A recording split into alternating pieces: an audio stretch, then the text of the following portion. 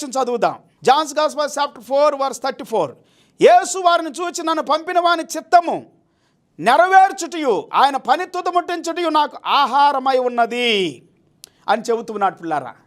యేసు క్రీస్తు వారి ఈ భూమి మీదకి వచ్చినప్పుడు తండ్రి చిత్తాన్ని, తండ్రి ఇష్టం ఏంటంటే యేసు క్రీస్తు ప్రభు ఆయన చనిపోవటము, ఆయన రక్తాన్ని కార్చటము, అది తండ్రికి ఇష్టము, తండ్రి ఇష్టం.